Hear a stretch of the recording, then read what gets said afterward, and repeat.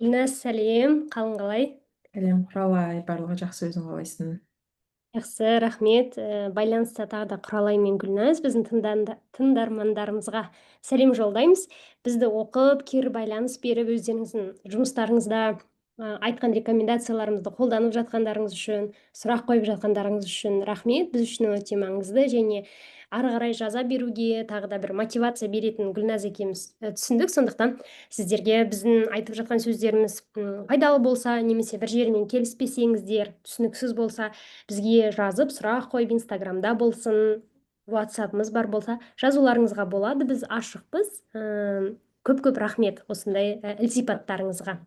Енді бүгінгі тақырып туралы айтатын болсақ, біздің осы бірінші сезон туралы айтатын болсақ, ол базалық, иә, осы азаматтық қоғамда, үкіметтік емес ұйымдардың жұмысында, әлеуметтік жобалардың жұмысындағы әртүрлі тәсілдерді, стратегияларды, жұмыс баптарымен таныстырып жатырмыз. Сондықтан бүгінгі эпизодымыз адвокация тақырыбына арналады, әлеуметтік жобалардағы адвокацияның рөлі. Сондықтан бірінші Гүлназ, адвокация дегеніміз не, және бұл ұғымды қалай түсіндіре аламыз, содан бастап кетсек. Рахмет құралай. Негізі адвокация дегенді есімізге түсірген кезде мен өзім коннект туралы есіме түсіріп отырмын. Негізі біз цифрлық теңдік бойынша біз айтамыз, техника береміз, цифрлық сауатты үйретеміз және осы тақырыпта адвокация жасаймыз деп. Неге адвокация жасаймыз деп айтамын? Себебі біз қоғамдық пікірге кішкене өзгеріс әкелуге тырысамыз, яғни осы тақырыптың маңыздылығын көрсету үшін. Яғни неге мысал арқылы бастағым келді? Себебі адвокация бұл осы қоғамдағы бір маңызды мәселе, өзіңізге жақын мәселені шешу үшін саясатқа немесе заңдарға немесе тіпті қоғамдық пікірге әсер етудің бір құралы болып есептеледі. Яғни ол бір жүйелі жұмыс арқылы осы заңды өзгерту немесе қоғамдық пікірді өзгерту тәсілі болып табылады.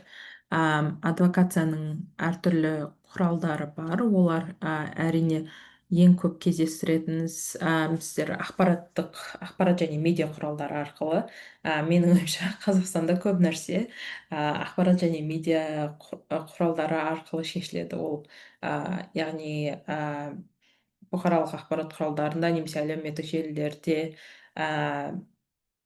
мақалалар жариялау, ол адвокацияның бір түрі болып есептеледі. Яғни біз көбінесе мысалы коннектед парақшаларында біз түсіндірме мақалалар жазуға тырысамыз кейде. Бұл тақырыптың не екенін, неге мысалға біз көбінесе тағы да айтамыз, жүйелі түрде жұмыс жасау керек. Сол туралы өзіміз сенетін нәрселерді біз жаңағы қоғамға жеткізу болып есептеледі.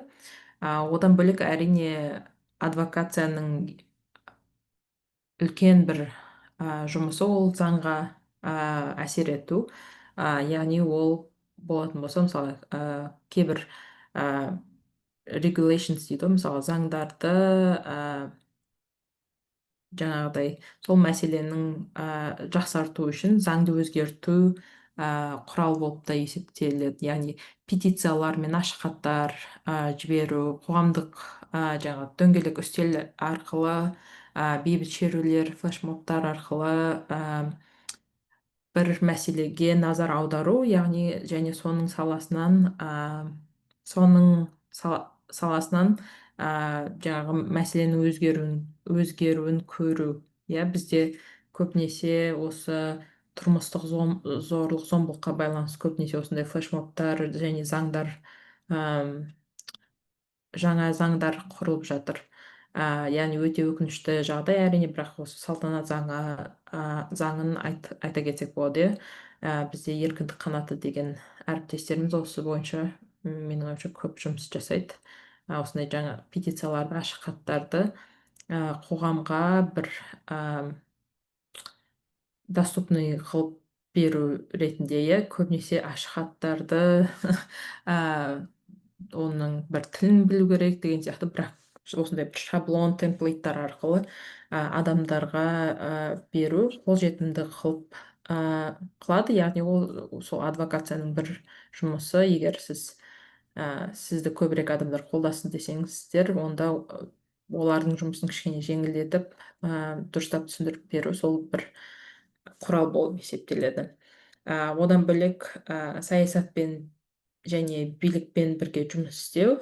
Яғни біз Құралай екеуміз Тишо Қазақстанда жұмыс істеген кезде біздің ең бірінші мәселеміз мұғалімдерді сертификация бағдарламасынан өткізу керек болды. Себебі Қазақстанда біз ол жобада жұмыс істеп жүрген кезде Қазақстанда педагогикалық білімсіз мұғалімдер мектепте сабақ беруге болмайтын еді, иә. Яғни жоба онсыз басталмаушы еді. Яғни ол үшін жаңағыдай заң жобаларына өзгерістер енгізуді біз қарастырдық. Яғни министрлерге хат жіберу деген сияқты жаңа министрліктермен немесе парламенттермен жіберу, өзіңіздің бір сараптамалық бір пікірлеріңізді көрсету, ол да маңызды. Жеке тұлға немесе жоба, ұйым ретінде сол тағы да бір құралы адвокацияның. Одан басқа серіктестермен, өзіңіз сияқты мысалы ұйымдармен бірігіп бір ұсыныстар жасау, ол да бір адвокацияның мысалы болып есептеледі. Ондай мысал менде жоқ, өзімнің жеке өмірімнен, бірақ осындай нәрсе үйіме келіп жатыр. Және одан басқа мысалы Connect'тың цифрлық сауат бойынша жұмысын айтқан кезде біз көбінесе зерттеулерге сүйенеміз. Яғни себебі Қазақстанда бұл тақырып бойынша зерттеулер аз болғандықтан, біз көбінесе өзіміздің зерттеуімізді жасап, соған сүйене отырып, неге осы мәселе маңызды деп соны қоғамға жеткізе алу, ол да бір адвокацияның мысалы болып есептеледі деп ойлаймын. Мысал емес, құралы. Және де ең бастысы, біз Құралай екеуміздің ең жақсы көретініміз, менің ойымша, ол қоғамдастықтармен, яғни қауымдастық деңгейде, grassroot деңгейде жұмыс істеу деп ойлаймын. Осындай адвокацияның құралдарын осылай түсіндіріп беруге болатын шығар. Көп рахмет, Гүлназ. Расымен де біз адвокация туралы айтқан кезде бұл жерде андай жүйелілік қажет секілді, ол тек қана бір рет месседжді, позицияны көрсету емес, ол бір жылға, бірнеше жылға жазылған жоспар, ол жерде жаңағы коммуникация каналдарын зерделеп таңдау, одан кейін жүйеліктен бөлек ол жерде жаңағы сен айтқандай бұл жерде ол айтып жатқан дүниелеріміз расымен де бір зерттеулерге немесе датаға сүйеніп шынайы кейс арқылы доказательность дейді ғой, бар болғаны өте маңызды секілді. Және адвокация деген ол өте ауқымды, жүйелі, бірнеше жылдарға созылуы мүмкін жұмыс болуы мүмкін. Сондықтан бұл жерде коалиция, альянстар байланыстан біреудің жалғыздың шаңы шықпас дейді ғой, сол секілді бұл жерде шаң көтерілу керек бәрі көру үшін, өйткені жүйелі өзгеріс болған соң, ол мысалы үкімет деңгейінде бір заңдар өзгеру үшін немесе мәдени нормалар өзгеру үшін, ол үшін расымен де коалиция өте маңызды. Және бұл жерде тек қана эмоционалды месседж емес, екінші жаңағы конструктивті, аналитикалық, рационалды да форма маңызды секілді. Эмоцияның қасында, этиканың қасында жаңағы рационал шешім, бұл барлығымызға тиімді екенде көрсете алу маңызды секілді. Сондықтан кейде расымен сен айтқандай ұйымдардың зерттеу бастауы, бір аналитикалық есеп жазу, полиси бриф жасауларының өзі де негізінде адвокацияның құралдарына кіретін секілді. Жаңағы оның ішінде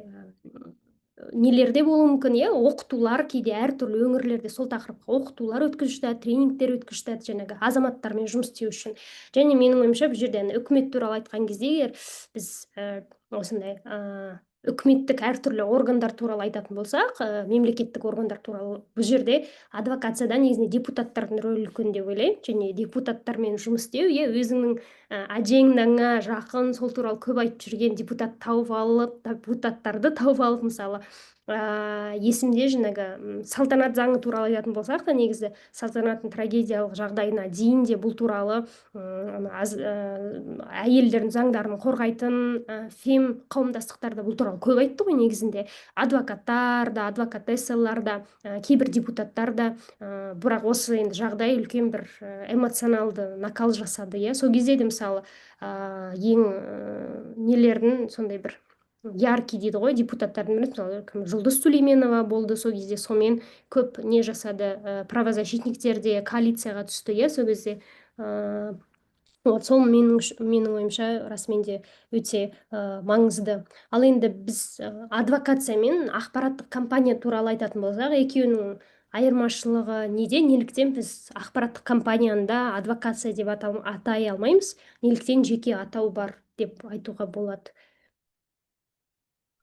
Жаңа сен айтып кеткенде, иә, Құралай, менің ойымша ең басты айырмашылығы ақпараттық компанияның жүйелі түрде болмауы. Ол бір, мысалы, көбінесе жаңағыдай бір ақпаратты тарату сияқты мақсаты.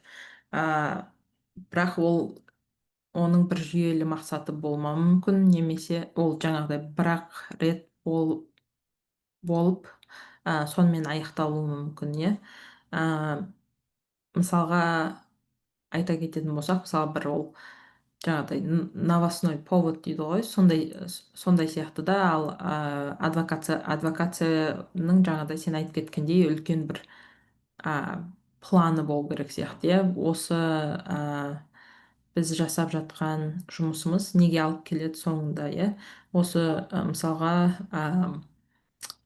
Тишо Қазақстан бастаған кезде бізде бірнеше бір медиа жаңағыдай артикльдер шықты. Одан кейін мысалы осындай Teach for All деген бағдарлама бар екен әлемде, деп мысалға осындай Қазақстанда осындай мұғалім тапшылығы бар. Бұл жаңағыдай бір кішкене қоғамға кішкене бір ақпарат беру, иә, ең басында. Одан кейінгі біздің жұмысымыз ол жаңа министрлікке хат жіберу болды. Одан кейін тағы да қай жерде мысалға министрліктегі адамдар қай жерде мысалға қандай нелерді, ақпараттық медиаларды оқиды екен, сол жақта біздің мақсатымыз болды сол жақта жаңалық жариялау, иә. Яғни сондай бір бірнеше қадамдар арқылы олардың жаңағыдай несіне көз алдына кішкене көріну біздің мақсатымыз болды, иә. Мысалға себебі бұндай ауқымды заңда өзгеріс жүргізу ол бір күннің ішінде бола салатын мәселе емес. Біздің ең есінде болса, Тоқаевтың бір жариялауында осындай болды, жаңағыдай Қазақстандағы сапалы білім туралы. Соны біздің мақаламызбен сол жаңа спичті қарасақ, екеуіндегі сөз бірдей болды да. Сол кезде біз күлгенбіз, біздің жаңағыдай айтқан сөзіміз мақаламыз арқылы жаңа спичрайтерлар тура солай көшіріп алыпты деп күлгенбіз. Бірақ та ол кезде әрине ешқандай бізге кредит берілмесе де, бізге жеңіс болғаны олардың жаңағыдай олардың көз алдына біздің жұмысымыздың көріне бастағаны деп ойлаймын. Сондай яғни бұл жүйелі түрдегі осындай жоспарланған жұмыстар деп есептеймін адвокацияның. Және ол жылдар алуы мүмкін сіздің мақсатыңызға жету үшін. Кейбір мысалға заңды өзгерту ол бірден бола салмайды. Ал ақпараттық компания ол белгілі бір мәселеге бірден тез назар аударту, сондай бір тек қана оның мақсаты болуы мүмкін деп ойлаймын. Сен қалай ойлайсың? Иә, расымен де бұл бір қысқа мерзімді секілді, иә, және жүйелі емес. Мысалы сол сол бір ұйымдардың немесе бірнеше ұйымның сұрағын шешу үшін жасалған ақпараттық кампания болуы мүмкін, иә, мысалы. Және сен айтып отырған сөзге әлбетте біз қазір бұл алдыда болатын бөлімдерде тоқталатын секілдіміз, бірақ соның өзінде де айтып өткім келіп тұр. Сен жаңа айттың ғой, бірінші президенттің сөзінде тура сол адженда болып жатыр деп. Бұл жерде расымен де біз адвокация туралы айтқан кезде сіздер адвокацияны қай контекстте, қай елде жасап жатқандарыңызды елеу өте маңызды секілді. Неліктен көп хаттарда елбасымыз айтқандай деп ана елбасының сөздерінен бір нелерді алады ғой, цитаталарды. Және сіздердің айтып жатқан аджендаларыңыз бүгінгі үкіметтегі билікте отырған адамдардың сөзіне өте ұқсас болса, ол да енді құдай андай өкінішке орай енді кейде автократты елдер туралы айтатын болсақ, бұл жерде билікте отырған адамдардың нақ түзу сөздері сіздердің айтып жатқан аджендаларыңызға ұқсас па, ұқсас емес пе, сол инновация деп айтатын болсақ, иә, сол аджендаға келетін болса, келіп тұрсаңыздар, поймали волну деп айтады ғой, онда мүмкін сіздің адвокациялық жұмысыңыз тезірек жүруі мүмкін. Сондықтан да негізінде сондай бір хаттарда біз сөздерді көріп қаламыз, елбасымыз айтқандай, Қасым Жомарт Кемелевич айтқандай деп цитаталар көп келеді. Тек қана зерттеушілердің сөздері емес, ол саладағы сарапшылардың емес, жаңағы билікте немесе power бар адамдар, ол кейде тіпті жаңағы үлкен бизнес өкілдері, шешім қабылдайтын адамдар, солардың сөздері де болуы мүмкін. Менің ойымша, кейде осы момент ол біздің контекстте болып отырады. Соған да мән берген жөн секілді. Иә, Ал енді Құралай, соған сен айтқаныңа қосқым келеді. Жаңағыдай тек қана өкінішке орай мен кеше бір комеди клабқа бардым, ол андай айтады, бұрында айтатын, типа осы дамып жатқан елдерде қалай осындай апрессия, аутократтық мемлекет, ол жаққа бару қауіпті болуы мүмкін деп, бірақ қазір Америкада тура сондай жағдай. Демократиялық ел болғанымен, мысалға қосып кеткім келгені, Трамп қазір оның аджендасында AI-ды дамыту бар, яғни жасанды интеллект, және сол жасанды интеллектпен байланысты жобалардың барлығына осындай қаржыландыру, жаңағыдай нелер, ресурстар бар. Яғни олар айтады, осы жаңағы администрацияның аджендасына байланысты біз осындай сәйкес келіп осы жұмысты біз осы жұмыс бойынша жаңағыдай әрқашанда біз осы жұмысты маңызды деп санадық деп алыса салатын жаңағыдай ұйымдар бар. Сол сен айтқандай негізі политикалық контекстке өте қатты әсер етіледі адвокацияның жұмысы. Яғни бірақ Қазақстанда осы депутаттардың айтқан сөздеріне, елбасының айтқан сөздеріне өте қатты жаңағыдай назар аударылады, яғни ол сіздің жұмысыңызға қатты әсер етуі мүмкін. Сонда біз жаңағыдай біздің текстіміз спич жаңағыдай елбасының спичінде болғанын көрген кезде бізге жақсы болатын болды, бізге кредит бермеген жаман, бірақ былайша біздің жұмысымызды ары қарай жұмыс істеу жалғастыру үшін бізге жақсы болатын болды деп ойладық, иә. Бірақ негізінде менің ойымша бұл көптеген елдерге сәйкес келетін сияқты осы қазір, және әлемдік тренд аутократияға қарай енді көшіп бара жатыр ғой көп елдер. Сол, тіпті маңызды болатын сияқты осындай нәрселерге назар аудару. ол рас. Жоқ, тек қана ақш-та емес, негізінде көптеген елдерде қазір жаһандық AI тренді болғандықтан, қай жерге болсын AI сөзін қоссаң, негізінде ол көбіне қызықты болатын секілді қазіргі уақытта. Ал егер біз қайтадан осы үкіметтік емес ұйымдарға немесе әлеуметтік жобаларды жасайтын ұйымдар, жобалар, командаларға өтетін болсақ, олардың алдына жаңағы жүйелі өзгерістерге жетуді мақсат ретінде қоямыз ба, немесе олардың жұмысында адвокацияны талап ретінде қоя аламыз ба, қалай ойлайсың? Оларға осы корреляция бар ма олардың жұмысында? менің ойымша, егер бұл жаңағыдай root cause дейміз ғой, енді түпкі бір мәселесі өте бір қиын шешімде болатын жұмыс жасап жатсаңыз, менің ойымша ол адвокация жұмысыңыздың бір бөлігі болу керек көп әлеуметтік жобада. Себебі егер мысалға әлеуметтік жобаның әртүрлісі болады, иә, мысалы бір күн барып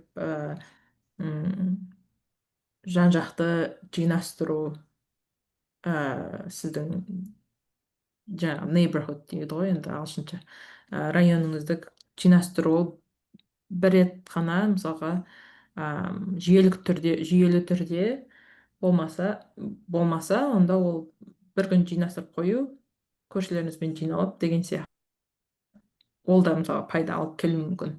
Бірақ егер сіз айналаңыздың шашылғанын азайтқыңыз келсе, көршілеріңіздің жаңағыдай ойын өзгерткіңіз келсе, қаланың жаңа муниципалды администрацияның оларда келіп жаңа көшелер жуып кеткенін қалайтын болсаңыз, онда бұлардың барлығын мысалы жаңа көршілеріңіздің санасына кішкене өзгерту керек, администрацияға жазып талап ету керек деген сияқты бұндай нәрселер жүйелі жұмысты талап етеді.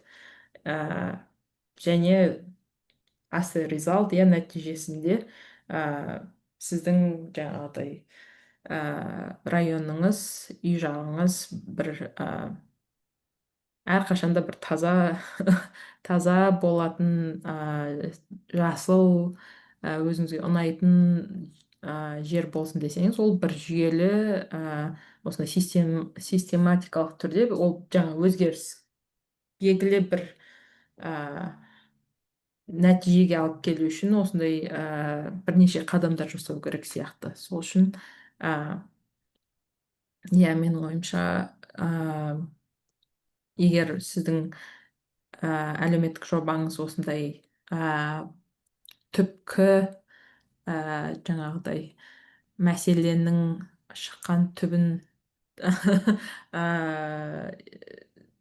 түбімен жұмыс істейтін болсаңыздар, онда ол сондай жүйелі адвокацияны талап ететін сияқты деп ойлаймын. Рахмет, Гүлназ. Менің ойымша, жаңағы сен айтып жатсың ғой, олар егер жүйелі жұмыс істеуге дайын болсаңыздар, иә, ресурстарыңыз дайын бар болса, иә, расменде степ бай степ, жаңағы сен айтқандай басында жаныңыздағы адамдарға да сиратып көріңіздер, каскад бойынша.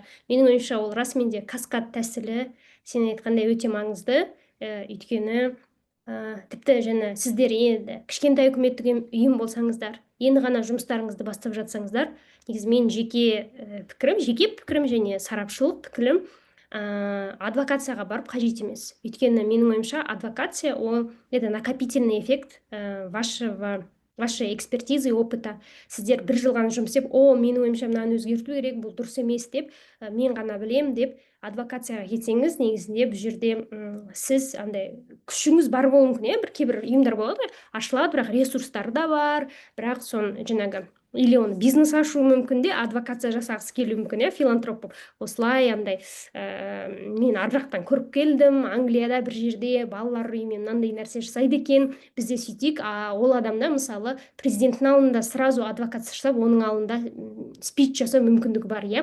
Осындай форматтарды енгізейік, өзгертейік дейді, оның күші бар, ақшасы бар оны істеуге, және ол үкіметке өз ақшама эксперимент жасайын, давай дейді.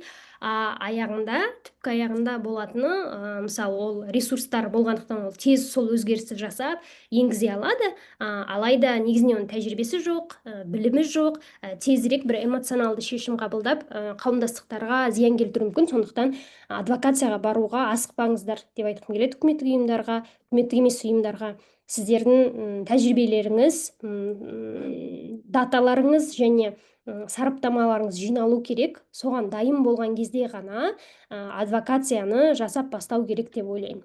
Өйткені адвокация ол эмоция ғана емес, сіздердің үлкен білімдеріңіздің нәтижесі, иә, соған келу. Өйткені сіздер мысалы ол қауымдастықтың әртүрлі облыста, әртүрлі жағдайда сондай қиындықтармен кездесіп, және осы бір дүние расымен оларға әртүрлі контекстте де сіздердің елдеріңізде кедергі келтіріп жатыр. Өйткені сондықтан осыны өзгерту керекпіз, осы бапты, осы форматты өзгерту керекпіз деген шешімге келесіздер. Және сіздер ол қауымдастықпен ұзақ уақыт, бірнеше жыл болып, расымен де олардың өмір циклдарын көре аласыздар. Қаншалықты расымен де бұл әсер етіп жатыр ма, әсер етпей жатыр ма деген секілді. Өйткені кейде болады, мысалы бізде power көп адамдар бір жерден бір күшті бірдеңені көріп келеді, все өзгерту керек, реформа жасау керек, олардың оны өзгертуге power бар, ал одан кейін біз андай тез қабылданған реформалар, тез жасалған дүниелерді көреміз, бірақ олардың несі дұрыс болмауы мүмкін, әсері. Менің ойымша осы момент өте маңызды. Асықпаңыздар, мүмкін сіздер адвокацияға дайын емессіздер. Ал екіншісі, енді расымен де сіздер өз деңгейлеріңізде жасап жатып, бір бәленбай жыл, мен білемін, мысалы біздің Семей қаласында 1990 жылдан бастап істеп келе жатқан қорлар бар. Бір аудиториямен ғана, бірақ олар адвокацияға бармайды вообще, бірақ олар ана адамдардың өмірін от и до біледі. Ал оларға айтарым, негізінде бөлісіңіздер, өйткені мысалы көбіне заң жазатындар кім? Олар privilege people, олардың артықшылықтар көбірек, және олар заң жазу аясында жаңағы қиындыққа тап болатын, қиын жағдайдағы немесе ашылыққа жататын қауымдастықтардың өмірлерінің бизнес процестерін білмегендіктен заңдарын олардың өмір патырларын ойлай отырып жазбайды. Сондықтан сіздер үкіметтік емес ұйымдар ретінде жаңағы обобщенные знания об этих людях имеете, сондықтан олардың үні бола аласыздар. Мысалы бұл жерде мен Best for Kids'тің мысалын келтіргім келеді. Best for Kids көбіне жаңағы балалар үйінің түлектерімен және балалар үйінде тәрбиеленетін балалармен жұмыс істейді. Бұл тек қана Best for Kids'тің үлесі емес, сонда коалиция ұйымдары болған. Және бізде мысалы аптекаға қатысты заң бар, фармакологияға қатысты, және қандай дүниелер, қанша қандай таблетка, мыналар, қанша в размере, және рецептсіз ба, рецептпен босатыла ма аптекада. Оказывается, кейбір мысалы дәрілерді оны андай дешевый наркотики секілді қолдануға болады, және оны аптекадан алу өте оңай. Ал жаңағы балалар үйінде тәрбиеленетін түлектер, олар жаңағы экономикалық жағдайына байланысты көбі сол нарко салада жұмыс істейді, өкінішке орай, және сол аптекалармен жұмыс істейді. Аптекаға барады, соны сатып алады, содан кейін таратады. Және өкінішке орай ол жаңағы балалар үйінің түлектерінің үлкен проблемасы. И потребление, и сату.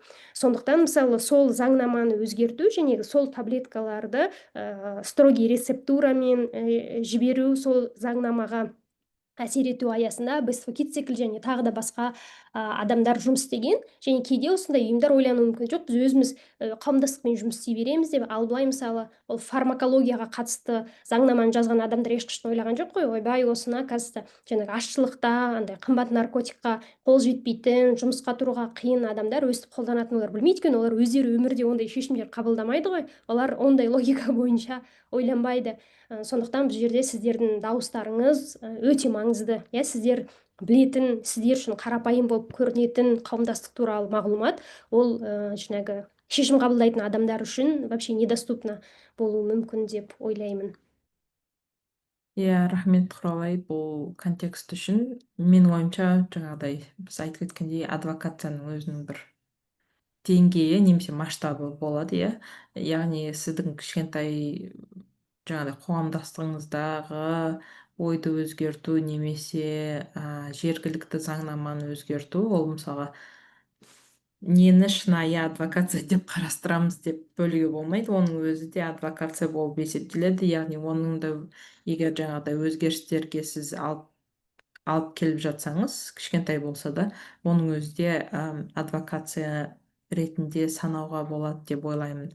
Мысалға, неге мен Connected-тің кейбір жұмысын біз адвокация ретінде қарастырамыз? Себебі менің ойымша цифрлық теңдік туралы біз аз естиміз Қазақстанда, естімейміз деп айтсақ та болады, Сондықтан Connected осы салада, осы тақырыпта диалог қозғайтын бір ғана, мысалға, жүйелі түрде жұмыс істеп жүрген ұйымдардың бірі ғана болғандықтан, менің ойымша біз өзіміздің, мысалға, бізді тыңдайтын аудиторияға болса да, және кейбір кезде мемлекетке осындай өзіміздің үлесімізді қосып жатырмыз деп ойлаймын. Ол да бір адвокация саласы адвокацияға алып келеді деп ойлаймын. Ал неге жаңағыдай жүйелі түрде маңызды деп айттым, сен айтқандай, яғни адвокацияның өзінің де бір жаңағыдай салдары болады, иә.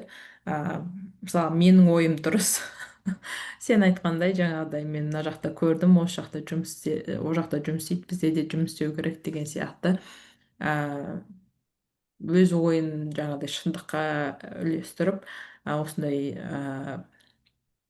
жаңағыдай өзіміздің елімізде осындай өзгерістерді алып келемін дейтін кісілерге, иә, мен айтқым келетіні, оның қандай салдары болады сіздің жұмысыңыздың, сол туралы да ойлану керек сияқты. Иә, сол үшін, иә, осы контекст үшін рахмет. Қандай, мысалға, кішкентай өзгеріс болса да ол да адвокацияға жатады деп ойлаймын. Сен негізі өзіңнің тәжірибеңнен мысалдар келтіре бастадың негізі. Көп тағы да қандай мысалдар айтып кете аласың осындай сенің адвокациялық жұмысың туралы?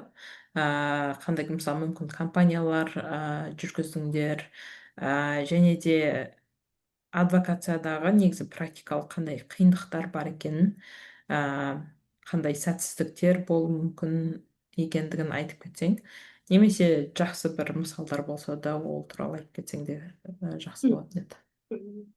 Рахмет. Мен есіме жаңа бағана екеуміз подкастқа дейін сөйлесіп жатқан кезде де айттым ғой, мен өзімде прям тура тәжірибемде, жұмыс тәжірибемде нақ қандай.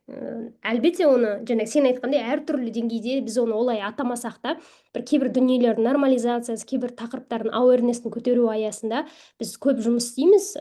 Ондай жүйелі бір жоспарда нақ оған құрып істемесек те, бірақ менің ойымша ондай жұмыс расымен де бар.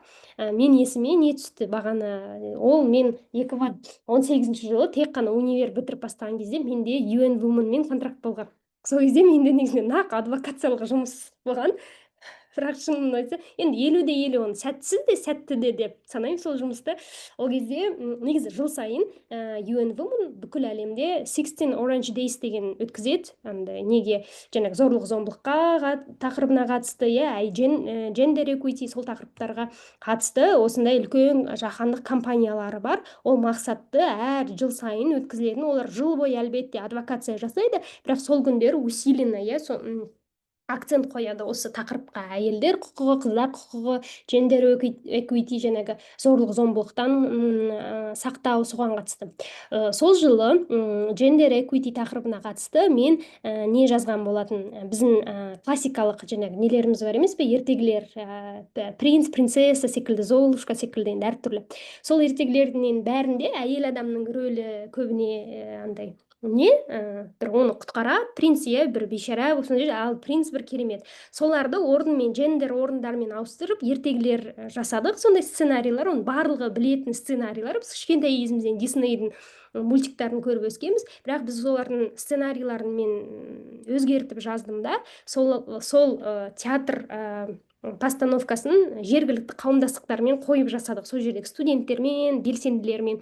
Сонымен Қазақстанның 10 облыстарына бардым, жаңағы Ақтөбе, Атырау, Қызылорда, Тараз да бар, әртүрлі. Және соны біз қойдық. Ол кезде мен 20 жастамын, бір 20-дамын ба, 21-демін ба, сондайдамын, 22-ден ба, не помню. В общем, сондайдамын, енді ғана университет бітірдім. Жаңағы тұрмыстық зорлық-зомбылық тақырыбын айтатын болсақ та, мен өте кішкентаймын, мен балам да жоқ, тұрмыстағы әйел секілді болып тұрған жоқпын да. Сол тақырыпты көтеріп, сол тақырып айтып, жаңағы театр несін, постановкасын қойдық. Кейбір жерінен өте түсінікті болды. Негізінде құралдың өзі күшті секілді, өйткені андай өңірлерде көп іс-шара болмағандықтан, бір театр бірдеңке болса, тусовка болса, кешке адамдар жиналғысы келеді. Сондықтан енді жаңағы ауэрнесті көтеру жағынан жақсы формат болды деп ойлаймын. Және барлығына түсінікті, қызықты, өйткені сюжет арқылы түсінесің, күлкілі, рас еркек бүйтіп тұрса бізге не очень екен ғой деген секілді, әйел адам болса жарайды деген секілді. Ал бірақ екіншіден жаңағы мені сол компанияны жасау аясында мені жіберудің кейбір өңірлерге қате болды деп ойлаймын. Өйткені мысалы оларға осындай олардың тәжірибесіне репрезентация бола алмайтын әйел адам сөйлеп тұрғаны және қасымда ер адам болмағаны, иә, ол тақырыпты көтеріп тұрған. Мысалы біз патриархал елде тұрғандықтан, мысалы мен таразға барып айтып жатқанда, қасыңда еркек қайда, оны айтып жатқан деген секілді, мысалы әйел адамның дауысы олар үшін ештеңке емес. Сол бір контекст нәрселерін, жас жағы, иә, менің әлеуметтік статусым, одан кейін мен мысалы денемде татуировкалар бар, иә, олар көрініп тұрады. Соның өзі де мысалы кейбір жерлерде не очень болып қалды деген секілді. Сол кездерде енді өзімді ендеше қатты прессинг сезіндім, өзім өте жас қызбын. И кейбір мысалы жерлерде, ол жерде андай кешкі іс-шараларға, ашық іс-шараларға қыз балалар өздері жалғыз бармайды екен. Ағаларымен келді, әкелерімен келді, әйелдер күйеулерімен келді. И осының бәрін естіп жатқанда олардан өте қатты прессинг сезіндім, иә. Кейбіреулеріне шыны керек мен жауап беруге кәсібилігім мүлдем жетпеді. Андай өте түсінікті поп аджендаға сай сөздермен жауап бердім құқық туралы. Бірақ шыны керек қазіргі уақытта мен ойлаймын, это было провально деп. Вот осы негізінде кейс тура есіме түсіп кетті жаңа. Рас мен жұмыс істеппін ғой тура сондай неде деп. Иә, иә, иә. Иә, бұл өте қызықты кейс. Себебі менің ойымша, енді кішкене рефлексия жасап жатсың. Сол кездегі, бірақ ол кезде қызық UN секілді жаңағыдай тәжірибесі бар ұжымның өзі осындай қателік жіберуі мүмкін, иә. Мысалға, жаңағыдай стафты жіберген кезде кімді жібереміз деген мысалға сұрақтарды қарастыру керек сияқты. Бірақ та бізде кішкене Қазақстанда әсіресе қалай айтсам болады, мысалға мынандай культ личностей бар мемлекетте бұндай нәрселер өте көп болатын сияқты, әсіресе жаңа әлеуметтік желілердің дамуымен аудиториясы көп адамдар осындай өздері ойлайтын бір тақырыпта мен сөйлеуге құқым бар деп иә, бүкіл тақырыпта бір өзінің несін қалай айтсам болады, өзінің ойын айтқысы келетін сияқты. Бірақ та осындай кезде де ойлану керек, иә. Мысалға, шынында да мен бұл адамдар туралы түсінемін бе, оларға менің осы айтқаным пайдалы бола ма, болмайды ма деген сияқты ойлану керек сияқты. Менің ойыма мынау компания түсіп жатыр. Тағы да салтанаттың жаңағыдай несіне келсек, мысалына келсек, сол кезде бір еркектерден шыққан бір видео болды ғой. Тек бір әйтеуір Қазақстанның, менің ойымша, Қазақстанның қателеспесем жаңағыдай танымал еркектері осындай біз зорлық зомбылыққа қарсымыз деген сияқты видеосын жариялаған болатын. Бірақ та кішкене күлкілі болып көрінген сияқты сондай контекстте кішкене иә, сол үшін жаңағыдай ойлану керек сияқты. Иә, ол қандай негативті де не алып келуі мүмкін, иә, салдарын алып келуі мүмкін деген сияқты ол компаниялардың. Құралай, өзің жұмысыңды мен білемін, енді көбінесе сен қоғамдастықтар туралы айтасың. Тишко Қазақстанда да жұмыс істедің қазір. Social emotional learning бойынша да жұмыс істеп жатсың, мүмкін сол жақтан да бір мысалдар айта аласың ба? Және де мысалға сен қазір енді жұмысыңды бастап жатсың, иә, Bridges and Feelings ұйымы бойынша. Ол жақта мысалға сендер social emotional learning деген терминнің өзі бір ұзақ термин, көп адамдарға түсініксіз болуы мүмкін. Сол да мысалға оны да түсіндіру, адамдарға оның не екенін айту, ол да менің ойымша сендерде бір адвокационный бір план болу керек сияқты, мүмкін бар шығар. Сол жайлы мүмкін айтып кете аласың ба? Мысалы, сендер кішкене түсініктеме жасап жатсыңдар қазір. Иә, менің айтқым келгені, сенде менің ойымша сәтті мысалдар да бар деп ойлаймын. Рахмет. Негізі расымен де біз жаңағы тіпті енді Тишко Қазақстан туралы айтатын болсақ, енді ол ұйым белсенді жаңағы түлектерін емес, жаңағы феллоуларын енді өңірге енгізіп жұмыс істеп жатқанына 3 жылдай болып қалды ғой. Сол кезде енді о жағын туралы айтатын болсақ, бір ауқымды адвокация туралы айта алмаймын өзім жұмыс істеген кезде, өйткені менің ойымша әлі де ұйым стартап ретінде де жұмыс істеп жатыр. Иә, мен жаңағы айтқандай, бірінші тәжірибені жинау керек, түсініктер жинау керек, содан кейін мүмкін бір неге келер. Бірақ менің ойымша, егер Тишва Қазақстан туралы айтатын болсақ, ол сен болған кезден бастап, иә, Тишва Казахстан кезден бастап айтатын болсақ та, Тишва Қазақстан ол теңсіздік түсінігінің жаңағы поп бола бастауына әсер еткен секілді. Мысалы біз Connected туралы айтатын болсақ, Digital Equity мен не бар ғой, ассоциация. Ал Тишва Қазақстан туралы айтатын болсақ, онда жаңағы теңсіздік, білім саласындағы теңсіздікпен ассоциация бар секілді. Және сол тақырыпты көтеріп бастаған, жүйелі тұрғыда және конструктивті тұрғыда дұрыс түсініп көтеріп бастаған сарапшылардың бірі өзің деп ойлаймын. Және сол ұйымның брендімен бар секілді ассоциация, менің ойымша. Ол өңірде де женегі үкіметтік ұйымдар болсын, басқа бизнес, қоғам туралы айтатын болсақ та, бақ андай бұқаралық ақпарат құралдарында да менің ойымша Тишва Қазақстан естеріне түсетін секілді. Бұл жерде расымен де біз адвокация туралы айтатын болсақ, біз бір адженданы көтеріп жүйелі тұрғыдан айтып отыратын болсақ, сіз адам болсаңыз, сол адвокацияны андай не деуші еді, андай беті болатын болсаңыздар да, сізбен немесе сол ұйыммен ассоциация болады, сіздің бір брендіңіздің бөлігі болып кететін секілді. Мысалы, менің ойымша, Гүлназ туралы айтқан кезде цифрлық сауаттылық, жаңағы теңдік, теңсіздік тақырыптары адамдарға ассоциация болып келеді деп ойлаймын. Егер сел туралы айтатын болсақ, иә, бұл терминда негізінде awareness-қа мұқтаж Қазақстанда. Өйткені біріншіден, негізінде білім саласында нелер көп қой, неше түрлі стандарттар, IB да бар, Монтессори, в общем, неше түрлі сөздер бар.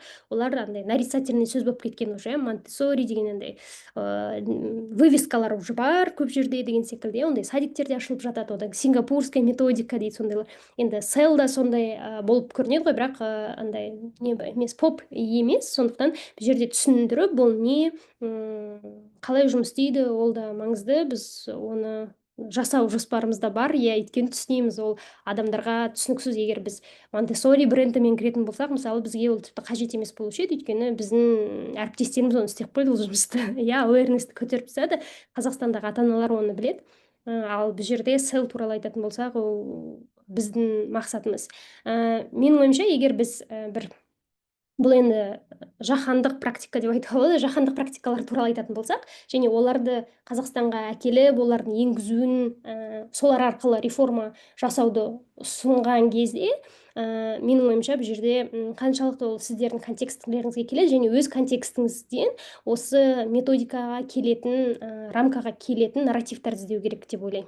Егер біз сел туралы айтатын болсақ та, менің адвокация аясындағы ең бірінші месседжім, мүмкін, иә, КСЛ секілді зерттеу ұйымдары 90-шы жылдары бірінші болып олар осы тақырыптың түсініктемесін, структуризациясын жасап, осындай атау беріп қойды. Бірақ ол тек қана батыс елдерінде осы сел мәдениеті бар, олар балаларын осы сел мәдениеті бойынша тәрбиеледі деп айтуға келмейді. Біздің Қазақстанда да, басқа да көп елдерде өздерінің балаларын солай тәрбиелейтін, балаларына дәл солай қарайтын ата-аналар, үлкендер, мұғалімдер өте көп, бірақ олар оны сел деп атамайды. Просто біреулер бірінші болып оны жазып қойды, и все. Ол біздің мәдениетте де бар, ол бізге жат нәрсе емес, просто олар оны күшті структура жасап, бүйтіп жазып қойды кітаптарына. Бірақ ол олардікі деген сөз емес. Ол біздің мәдениетте де бар, және өз мәдениетімізде де оны көріп, соған фокус жасауға тырысу керекпіз. Ол біздің бірінші мақсатымыз. Бұл дүниенің бізге енді бұл бала тәрбиесіне қатысты дүние болған соң, бізде енді не бар ғой, андай отбасылық құндылықтар деген түсініктер, балаларын басқа жат мәдениет бойынша тәрбиелегілер келмейді. Сол жерде біз көрсеткіміз келетін, бұл қарапайым негізі қазақ тәрбиесіне де жат емес дүние. Балаға деген сыйластық, балаға деген махаббат, қауіпсіздік, бұл өте қарапайым дүниелер, өте поп бір терминмен айтылса да, сондықтан негізінде болашақта қазір толыққанды енгізіп, контекстуализациясын жасаған соң, әлбетте біз бұл ғылыми доказательный базасы бар ғой, селдің үлкен мета-анализдар жасалған, что это работает, да. Сол үшін біз енді селді қолданамыз. Біз ғылыми не ғана қолданамыз методиканы деген месседж үшін біз оны ұстап отырмыз термин. Бірақ болашақта негізінде өзімізге бір адаптация жасайтын халыққа түсінікті сөздерді де қолданғымыз келеді. Негізінде болашақта негізінде ол адвокация аясында сондай дүниелер де маңызды. Түсінікті сөздерді қолдану, өйткені кейде сіз жат терминологиямен кіретін болсаңыздар, ол нәрсе сіңбей қалуы мүмкін. Солай. Иә, кейбір осындай awareness жасау, менің ойымша, ол да бір адвокацияның бөлігі деп ойлаймын. Себебі барлық нәрсе бір сырттан келудің қажеті жоқ. Бізде де бар нәрсені соны бір түсіндіріп, локалды контекстке түсінікті болатындай қылып айтып беру, менің ойымша, ол да бір жаңағыдай қоғамдық пікірге әсер етудің құралы сияқты, сен айтып жатқаның. Иә, және де шынында да осы бір сапалы білімге қол жеткізу, яғни сапалы білім, білім теңдігі туралы жаңағыдай терминологияны біз шынымен де біз соған бір әсер еткен сияқтымыз. Осы мәселе туралы бір тілде сөйлесе алу мүмкіндігін бір берген сияқтымыз осы бір Teach for Kazakhstan арқылы. Себебі шынында да көп, менің ойымша, барлық адамдар келіседі. Әр баланың оқуға деген мүмкіндік болу керек деген сияқты. Яғни сондай бір база, барлығымызға бір андай common ground дейді ғой, сондайды бір жасап беру, яғни диалогты құра алу, әңгімені құра алу платформасын беру, ол да бір сол адвокацияның бір нәтижесі сияқты. Сол үшін ол мысалды келтіргенің үшін де рахмет. Менің ойымша, үлкен мысалдарды да талқылап өткеніміз жақсы. Иә, мысалы, MeToo'ды айтатын болсақ, иә, жаһандық компания, ол расымен де ең үлкен, менің ойымша, цифрлық адвокацияның күшті мысалы. Өйткені енді көп адвокациялар әртүрлі құралдар қолданады ғой, біреуін басым емес деп айту қиындау. Бірақ енді MeToo туралы айтатын болсақ, менің ойымша, енді қателесуім мүмкін, бірақ цифрлық адвокация, диджитал адвокациялардың ішіндегі ең бір андай массовый, жаһандық болып, бір өзінің үлкен әсерін әкелгендердің бірі секілді. MeToo туралы айтатын болсақ, ол жаңағы зорлық-зомбылық, харассментке қарсы үлкен адвокация болған болатын. Және бұл адвокация кейде болады ғой, осындай жаһандық, бір ағылшын тіліндегі адвокация түрлері кейде тек қана бір үлкен қалаларда, біз Қазақстан контекстіне айтатын болсақ, бір үлкен қалаларда немесе сондай бір кішкентай кулуарларда, өздері сол тақырыпқа специализациясы бар жерлерде ғана андай поп тақырыптарды, жаңа этикаға сай тақырыптарды талқылау аясында ғана қалып қалады да, ал үлкен қауымдастықтарға, қоғамға жетпей қалуы мүмкін. Бірақ MeToo туралы айтатын болсақ, ол дәл MeToo болмаса да, менің ойымша, мысалы, Дина Тәнсари, мысалы, не молчи KZ туралы айтатын болсақ, солар арқылы да осы MeToo тура Қазақстанда үлкен не алды. MeToo деп айтпаса да, енді не молчи KZ-ға қарайтын болсақ, бұл тақырып енді үлкен не алған секілді, резонанс Қазақстанда да болды деп ойлаймын. Сен қалай ойлайсың осы MeToo туралы айтатын болсақ? Иә, менің ойымша, ол осы сен айтып жатқандай медиа мен жаңа әлеуметтік желілерді адвокация құралы ретінде пайдаланудың бір жақсы мысалы сияқты. Яғни медиалық жаңағыдай бір сараптама немесе жаңағыдай артикль, қалай болады, артикль деген жаңағыдай бір мақала шығару үшін ол бір сен оны жариялай алу керексің, бірақ та мысалы әлеуметтік жариялай алатындай жаңағыдай журналист болу керексің ба, немесе эксперт болу керексің ба, сондай. Бірақ та менің ойымша әлеуметтік желілердің бар болуы осындай дұрыс хэштегті пайдалану арқылы, немесе дұрыс бір бейнеролик пайдалану арқылы әркім өз бір ойын жеткізе алатын сияқты, және осындай бір адамдардың бірігуіне осындай диджитал бір платформа берген сияқты. Сол үшін менің ойымша медиа және әлеуметтік желілер осындай бір өте күшті құрал адвокацияға арналған. Және біз Қазақстанда да өте көп көреміз әлеуметтік желілерді қалай осындай әлеуметтік мәселелерде пайдаланатын. Яғни менің ойымша осы халықтың ызасына келетін мәселелерге осындай назар аударту менің ойымша өте жақсы жаңағыдай қолданыста болып келетін сияқты. Яғни егер бұрын біз билікке мүмкін тікелей әсер ете алмасақ, әлеуметтік желілер арқылы осындай мәселелерді тарату, жаңалықтарды тарату арқылы халықтың жаңағыдай temperature check дейді ғой, палс чекті солай көруге болады. Негізі адамдар осы жаңалыққа немесе осы мәселеге олар назар аударып жатыр ма, олар өзінің ойын бөлісіп жатыр ма, ары қарай бұл петицияға алып келеді ме, немесе бұдан басқа мақалалар шығады ма, әлеуметтік одан кейін мысалы қандай өзгерістер алып келетінін шынында да былай қолмен ұстап көруге болатын сияқты. Яғни және де бұл желіде медиада болғандықтан оған сен айтып кеткендей тек қана мысалы Алматы, Астанадағы адамдар ғана емес, жаңағыдай барлық адамдарға енді деп ойлайық, көп адамдарға жаңағыдай әлеуметтік желілер қолданыста болғандықтан олар да өз үнін қоса алатын сияқты. Сол үшін менің ойымша жаңағыдай миту иә тура сол бір атаумен келмесе де ол жаңағыдай бір универсалды мәселе болғандықтан, мысалы әр әйелге әсер ететін мәселе болғандықтан ол барлығымызға жеткен сияқты.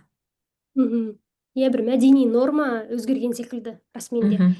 Тіпті қазақ тілінде өзімізде аутентикалық бір сөздер шыққан секілді да, әр әйел менің жалғызым деген секілді, иә, там Мхм. сондай әртүрлі бір месседждер өз тілімізде де пайда болған секілді, ол рас. Мхм. Менің ойымша жаңағы жаһандық тағы да адвокация туралы айтатын болсақ, маған қызығы жаңағы useless advocacy дейді ғой, расымен енді кішкентай балалар бастайтын сондай адвокацияларды өте қызық. Өйткені біз андай үлкен 30-дағы енді адамдармыз ғой, үлкен емес, қатты үлкен емес, бірақ сондай көресің, оқушыларда андай өте бар ғой, күштері, пашндары үлкен болып тұр. Сол ойлайсың, вау, мынау вау, мынау деген секілді. Кейбір сондай адвокациялық нелердің, компаниялардың жүзі, иә, бірінші адамы енді кейде балалар болып та жатады. Және ондай үлкен компаниялар, адвокациялық компаниялар солай айтатын болсақ, менің ойымша бұл жерде экологиялық тақырыпта негізінде өте бір не да, адвокацияға поп жаһандық енді адвокацияға поп дүниелердің бірі секілді. Бұл жерде есімізге менің ойымша Грета Тунберг түседі. Иә, сондай бір адвокациядағы персонаждардың бірі, Fridays for Future-ның несі, иә, белсенді қатысушысы. Бірақ менің ойымша енді Қазақстанда бұл тақырып экология тақырыбына бар адвокация жасап жүрген адамдар, зерттеушілерді, ғалымдар да көп негізінде. Бірақ андай мәдени норманы өзгерту немесе жаңағы барлық өңірлерде сондай эко-адженданың не болуы, жаңағы популярный поп болуы әлі ондайға келе қоймаған секілдіміз. Бірақ осы барлығы көбі білуі мүмкін персонаж тіпті өзінің түп несін, мақсатын түсінбесе нетпесе де, менің ойымша Грета Тунберг десе адамдар біледі, ана балама деген секілді. Менің ойымша соның бет бейнесі аясында да бұл бір поп болды. Оның жасаған енді смысл болмаса да жаңағы жасаған дүниесі, менің ойымша адамдар бәрі біледі ғой, ана балама деген секілді. Иә, менің ойымша ол сен айтқандай бұл жаңағыдай юслет компаниялар олар өсетін сияқты, олардың саны. Себебі қазіргі мысалға жастар деп қазіргі жастар иә, олардың өз жаңағыдай бізге әсер ететін мәселелерді сіз шешпеңіздер деген сияқты осындай бір нақты бір позициясы бар сияқты.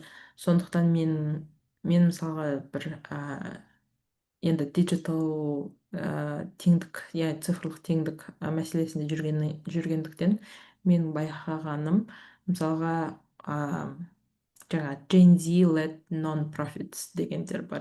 Gen Z өздерінің мысалға а, цифрлық әлемдегі өздерінің тәжірибелерімен бөлісіп жатады. Мысалға, біз олар үшін продукт жасап жасақ, біз олардан сұрау керек сияқтымыз, иә, сендер қалай қолданасыңдар, сендерге қалай әсер етеді, сендердің жаңағыдай күнделікті өмірлеріңе, mental well-being дейді ғой, соған қалай әсер етеді деген сияқты. Мен қазір бір курс алып жатырмын сол digital well-being бойынша, және де сол жақта олар айтады жаңағыдай, көбінесе осы жаңағы осы жастардан өздеріңіз сұраңыздар, өздеріңіздің ассампшндарыңыз, теорияларыңыз емес, негізі сол адамдардан сұрау арқылы сол жаңағыдай өздерінің не қалайтындарын сұрау арқылы жұмыс істеген дұрыс сияқты деп. Және содан байқағаным, негізі осы youth led нон-профиттарда қазір тіпті көп, 14 жастан бастап деген сияқты жаңағыдай фаундерлар өздерінің жаңағыдай ровесниктермен бір тілде сөйлесе алатын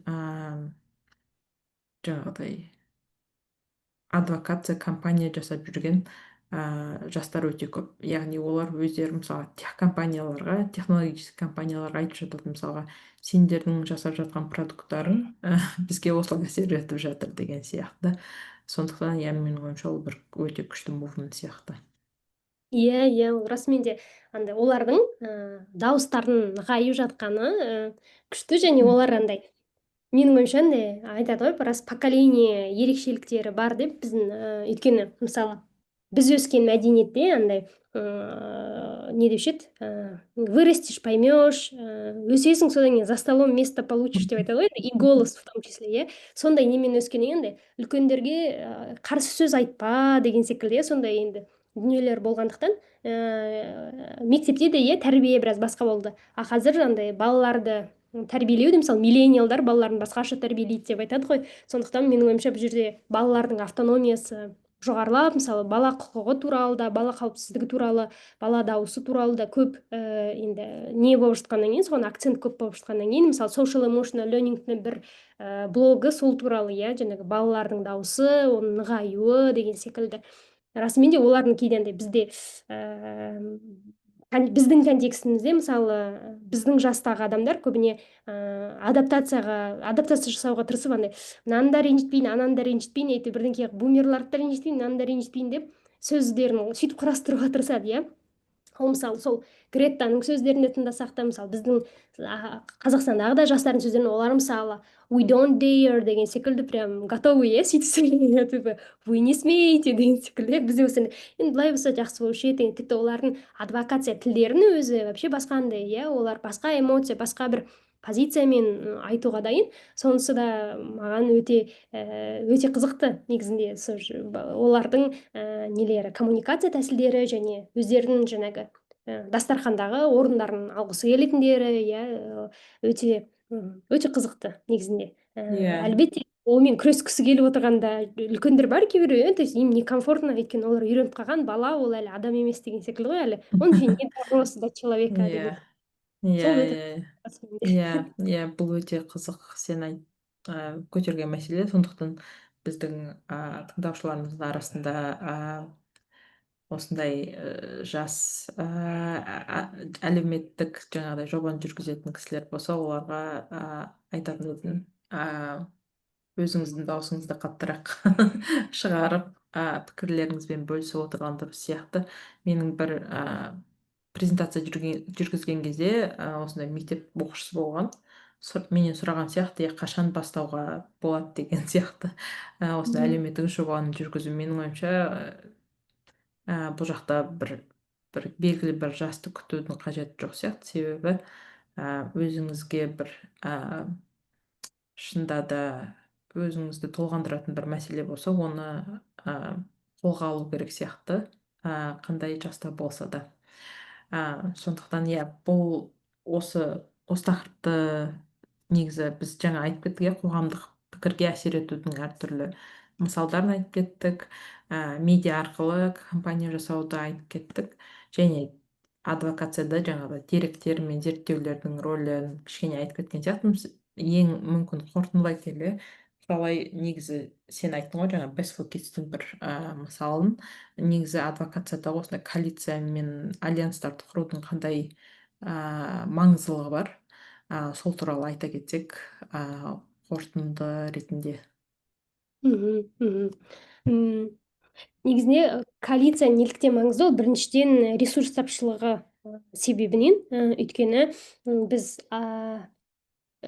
қандай үлкен ұйым болмасақ та, біз барлық аудиторияға өзіміздің мемлекетіміздегі, мысалы, егер бұл жаһандық адвокация болмаса, мемлекет аясындағы адвокация болатын болса, біз барлық стейкхолдерларға түсінікті, немесе барлық стейкхолдерға қолымыз жетпеуі мүмкін. Сондықтан да сіздер басқа стейкхолдерларға жететін коалицияда серіктестерді іздеу керексіздер. Және негізінде үлкен ақпараттық кампанияларды жасау ол оңай емес. Ол жаңағы әртүрлі стейкхолдерлардың тіліне түсінікті қылып ақпаратты дайындау, ол одан кейін ақпаратты жариялау каналдарының барлығы сіздерге жаңағы доступно дейді ғой, қолжетімді болмауы да мүмкін. Сондықтан сіздерге бұл жерде соны жариялауға көмектесетін немесе жариялайтын алаңдардың өздері де сіздердің серіктестеріңіз бола алады. Одан кейін және бұл жерде тек қана ол ресурс мәселесі емес, ол power мәселесі. Өйткені біз жүйелі өзгерістер, заң өзгерісі, бір жаңағы баптардың немесе приказдардың өзгерістерін жасағымыз келетін болса, реформалар туралы айтатын болсақ, бұл жерде power dynamic өте маңызды. Сізде ол күш болмауы мүмкін. Және сіз енді вы хотите поменять ход событий, правила игры. Ал правила игры почему так долго такие, значит, они кому-то выгодны. Біреу ол жерден енді өзінің бенефиттерін алып отыр. Және мысалы айтады ғой, государство всегда не готово к изменениям, оно вынуждено меняться дейді. Вынуждено деген сөз, значит, ол в целом не прям өз проактив позиция, ол просто вынужден, что халық басқаша өмір сүргісі келмейтінін көрсетеді, иә.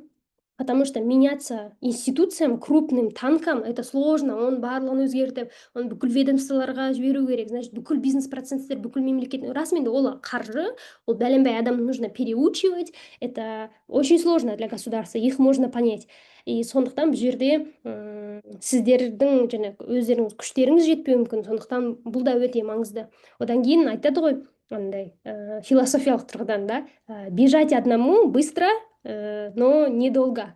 Ал адвокация және біз айтқандай ол 7 жыл болуы мүмкін, вообще 10 жыл болуы мүмкін. Мысалы, салтанат заңы туралы айтатын болсақ, шынайы деректі білмеймін, бірақ мен өзімнің жаңағы сол правозащитамен айналысатын фем қауымдастықтағы әріптестерімнің кейбіреулерінің посттарын көргенмін. Олар айтады, біз негізі бұл заң аясында 7 жыл жұмыс істеп жүрміз. Бұл 7 жылдан кейінгі нүктеге, логикалық нүктеге келген жағдайымыз деп айтады, иә.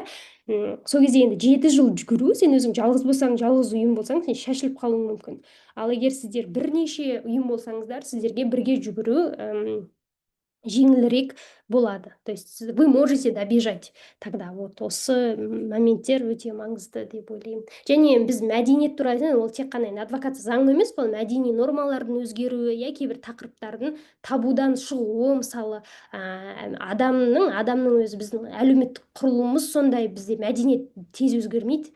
Я ол бір әдетке айналу үшін, нормаға айналу үшін ол ұзақ процесс, өте ұзақ процесс. Жаңағы привычки, мировоззрение, майндсет ол тез өзгеретін нәрсе емес. Бұны да түсіну керек деп ойлаймын. Сондықтан әлбетте серіктестік маңызды.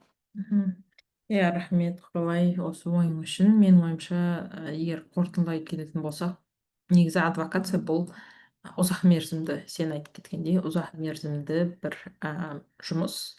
Және ол әрине бүкіл әлеуметтік жобаларға немесе жаңағы ұйымдарға адвокациямен айналысу парыз емес. Бірақ та егер сіздің жұмысыңызға байланысты болса, және жүйелі түрде ұзақ мерзімде, мысалға, сіздің жұмысыңызға кейбір заңнаманы өзгерту керек болса, немесе жаңағыдай қоғамдық пікірді өзгерту сіздің жұмысыңыздың бөлігі болатын болса, менің ойымша, адвокация ол сіздің жұмысыңыздың жаңағыдай натуралды түрде, органикалық түрде бір бөлігі болатын сияқты, бірақ та адвокациямен айналысатын кезде кішкене төзімді болу керек сияқты.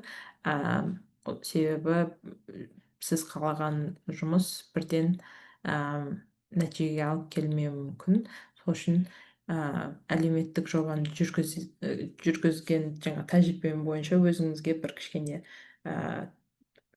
қалай айтсам болады, бір кредит беріп, кішкентай жаңа жеңістерді байқаған дұрыс деп ойлаймын. Және де осылай